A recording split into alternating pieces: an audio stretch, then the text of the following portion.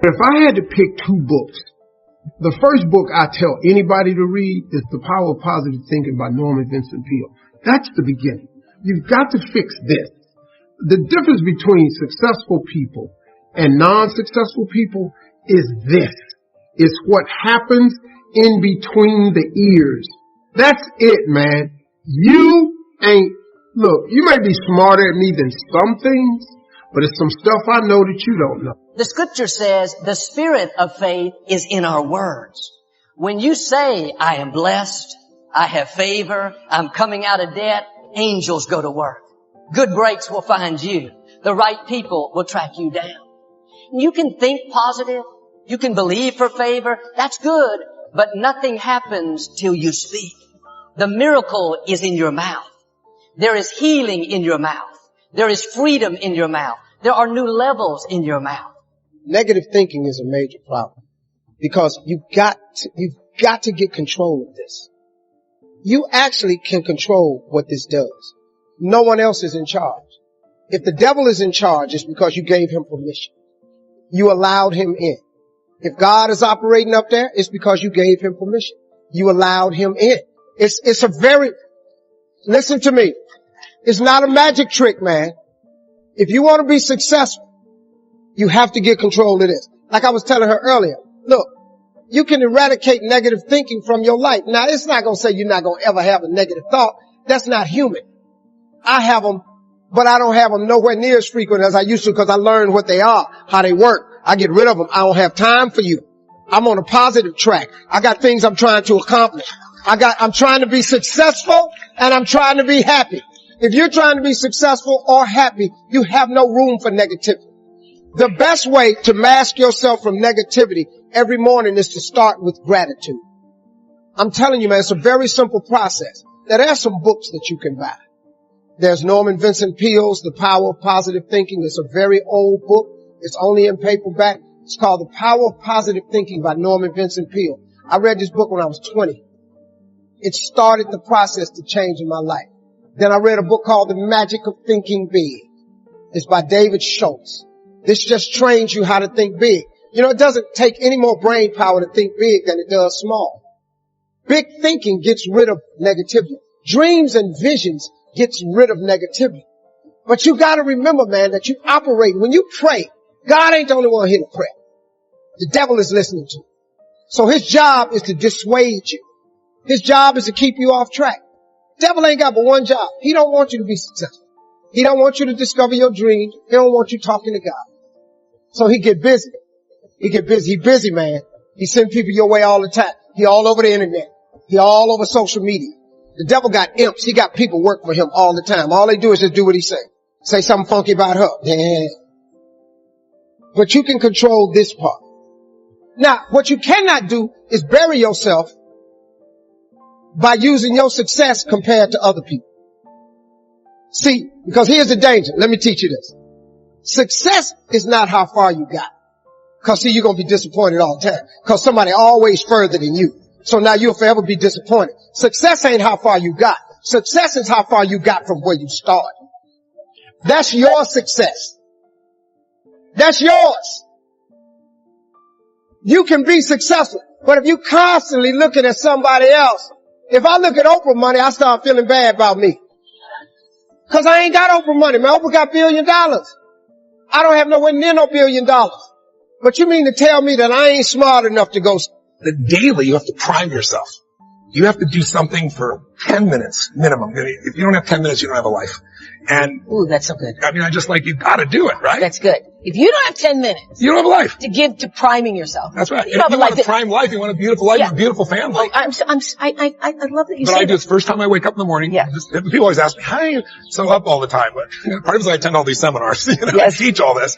But the real reason is you prime yourself. I prime myself. That's what I've done for years. It's like I change my body to this radical breathing pattern or movement. There's many ways to do it. But then I do it through 10 minutes. And it usually goes more because I'm enjoying it. Yeah. But 10 minutes is how I get myself to do it. 3.5 minutes of pure gratitude about 3 things. And I pick one of those 3 to be simple. Because I don't want to be the astronaut that, he went to the moon, that was his idea of adventure, and then they all come back and were depressed because what do I do for the rest of my life? Yes. So, the wind in my face, my children's faces, anything. And the reason for gratitude is, the two emotions that mess us up the most are fear and anger. Yeah. And you can't be grateful and fearful simultaneously. They don't go together. And you can't be angry and grateful simultaneously. So if you literally start your day cultivating that, this part I was talking about creating a highway to happiness. Yeah. And then I do 3 minutes of my 3 to thrive. What are 3 outcomes or results I'm really committed to, and I see them as done and fulfilled. And in 10 minutes, that day? I usually get something at 6 months, 12 months out. Something that's a little bigger. And then, but I feel it's fulfilled and done, and I get thanks for it. And at the end of those 10 minutes, and usually it's 15 or 18 for me, I am so wired. Now, I've done that for years. It's been the basic. What's different with suffering is measuring it moment to moment over. And then the third one for me is, okay, how do I love more? Love to me is an action. It's not a word, it's not an emotion. It's like, if you love, you act accordingly. So love, and what can I do in a loving way, and then what can I be grateful for? And that little 3-step process ends the suffering. 70% of the time, people live in stress, and living in stress is living in survival. Now, all organisms in nature can tolerate short-term stress. You know, a deer gets chased by a pack of coyotes. When it outruns the coyotes, it goes back to grazing when the event is over. And the definition of stress is when your brain and body are knocked out of balance, out of homeostasis. The stress response is what the body innately does to return itself back to order. So you're driving down the road, someone cuts you off, you jam on the brakes, you give them the finger, and then you settle back down, and the event is over, and boom, now everything's back to normal. But what if it's not a predator that's waiting for you outside the cave, but what if it's your coworker sitting right next to you, and all day long you're turning on those chemicals because they're pushing all your emotional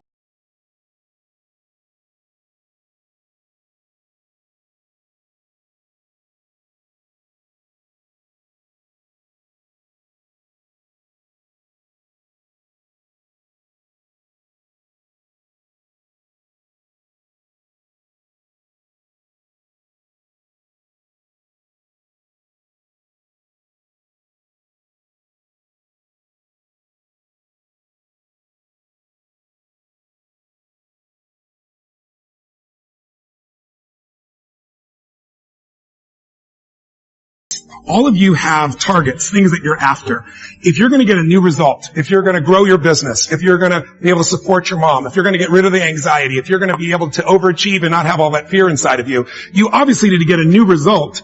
You're going to have to get new action. We all know that. You don't get new results with old action. What human beings can do is amazing. What they will do is usually disappointing. It's not because we're not capable of it. It's because we don't have new actions because we get in certain emotional states that dominate us, like anxiety, like fear of failure. So if you're in a state of fear, you're going to behave very differently and get very different results than if you were in a place of being courageous or bold or warm or connected or playful, any of those. So the most important key to changing your life in any situation is to change results, you got to change behavior. But to change behavior, you got to change the emotional state you're in. You're going to go through many storms where your life is going to be hard. And it'll seem unbearable at times. There are all types of storms. There are emotional storms where you're worried. Something that you hope won't happen or something that has already happened. The emotional storms, you can find yourself stressed out. In an emotional storm, you can find yourself depressed, mentally fragile because of the experiences, the turbulence that you have gone through. The state of this world can have you in a state of confusion and a heavy cloud over your life. It's very depressing. The storm is going to come. I don't care who you are. No one is exempt. It's called life, ladies and gentlemen. So how do you handle it when you're in the storm? You must have faith. You must have the faith to call forth those things that be not as though they were. The strength and the courage to make it through, the enduring power, the ability to persevere, to handle it. It will pad you. The inner power to overcome, to come back again. So in order to begin to prepare for the storm, you've got to go within and start working on yourself. You've got to get grounded. You've got to train your mind to serve you.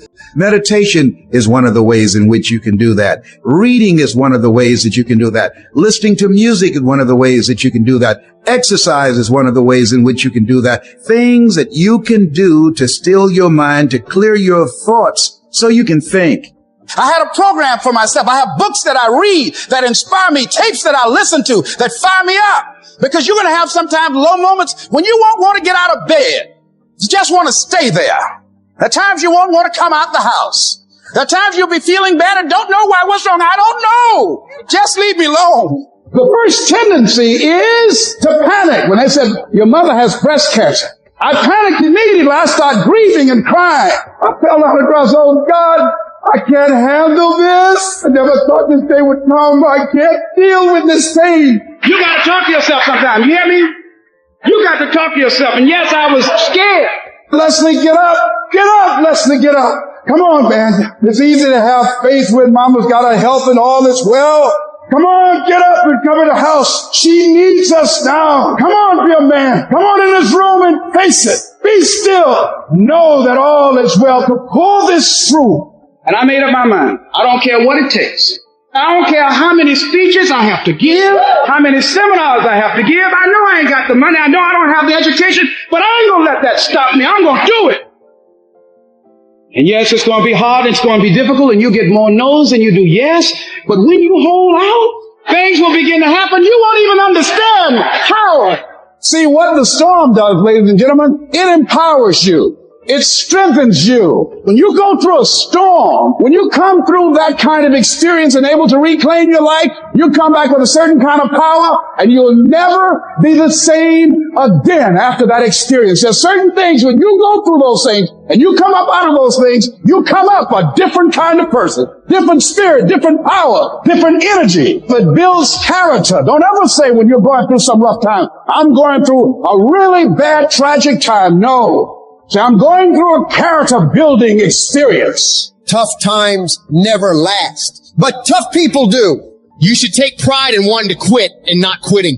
Hey, it's really hard right now, dude. You're really struggling right now. But here's the thing. Right now is when everybody else quits. Right now is when everybody else is going to fall behind. Right now is when everybody else decides to do something that's easier or faster or not as hard. And that's what gets you ahead. That's what gets you to have pride. Because those struggles, those feelings, those things that are difficult, they are there to test you. This pain, this conflict, this tragedy, this tribulation is the test. Don't fail it. Stay strong. Don't ever quit. Struggle is a privilege. Hardship is a privilege, because those struggles, those hardships, those things that you face will turn you into an unstoppable motherfucking machine. So if you want to create super high confidence, super high self-esteem, super high momentum, that feeling I'm super powerful, I'm invincible, I'm the fucking man, or I'm the fucking woman. You have to take pride in not quitting when other people are going to quit. You have to take pride in executing your job to the very best of your ability when everything around you is going wrong. That's what gets you out of the storm. You can't just focus on this moment. You've got to hold the vision. Hold the vision of things improving. Hold the vision of your health coming back. Hold the vision of being financially independent and debt-free. Hold the vision of your relationships working out. Hold the vision of everything being all right, because it'll give you power, give you strength, give you faith, give you patience, give you perseverance. It'll give you the ability to snatch victory from the jaws of defeat. And when you discipline your emotions and you don't allow them to control you, when you tell yourself, I'm in charge here, I set the course for my life, these storms that I face, they do not have power over me. When you declare that to yourself, the limits for you become non-existent.